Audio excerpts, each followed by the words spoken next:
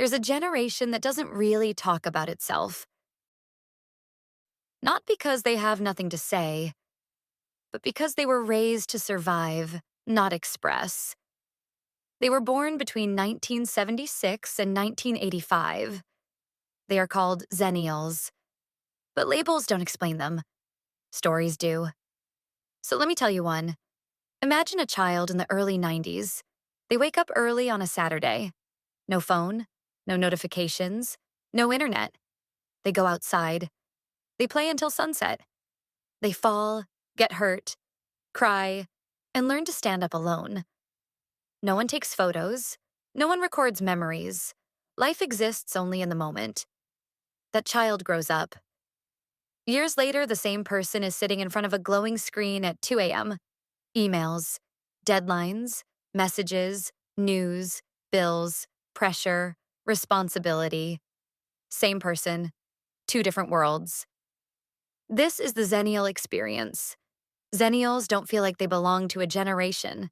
They feel like they belong to transitions. They lived through analog childhood, digital adolescence, technological adulthood. So psychologically, they develop what we call liminal identity, an identity formed in between phases of history. They don't feel rooted in nostalgia.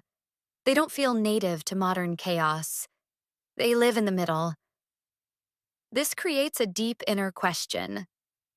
Where do I actually belong? But instead of searching for belonging, they learn adaptation. They become flexible, observant, emotionally intelligent, mentally strong, quietly resilient. They don't dominate spaces. They adjust to them.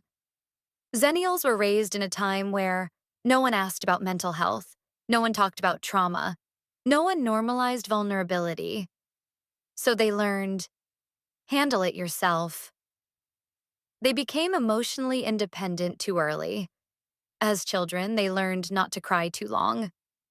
As teens, they learned not to complain. As adults, they learned not to burden others.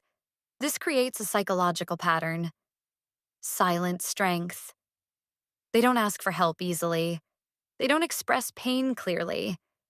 They don't share struggles loudly. They internalize. They carry everything inside. Not because they're strong, but because they were taught to survive quietly. Xennials are rarely broken. They're functioning. They work. They provide. They support others. They show up. They perform. They deliver. But inside, they're tired. Not physical tired. Not sleep tired. Not vacation tired. Soul tired. Psychologically, this is called functional exhaustion. They are not depressed. They are not collapsing. They are not failing. They're just constantly holding too much. Responsibilities, expectations, emotional labor, financial pressure, family roles, social roles. They don't explode. They slowly drain.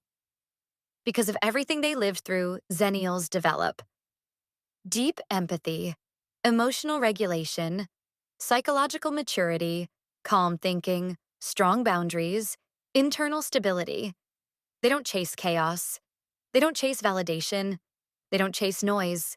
They chase peace, safety, stability, meaning, emotional clarity.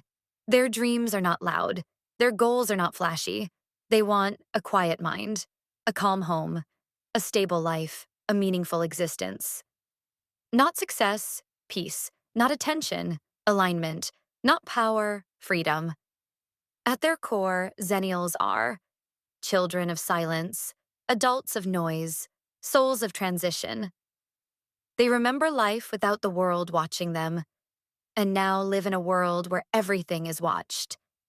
They remember boredom. They remember slowness. They remember stillness. And now they live in speed. So psychologically, they crave simplicity in a complex world. That child from the 90s? They didn't disappear. They're still there. Inside an adult who pays bills. Inside a parent who protects. Inside a worker who performs. Inside a mind that overthinks. Inside a heart that carries too much. Still that same child, just quieter, more tired, more aware, more careful, more resilient. Xennials are not the loudest generation, not the trendiest, not the most visible, but they are the bridge generation, the transition generation, the psychological bridge between two eras of humanity. They learn to grow without guidance, to adapt without maps, to survive without language for their pain. They are not broken, they are evolved. And maybe that's why they don't need the spotlight, because they learned how to live in the shadows of change and still become whole.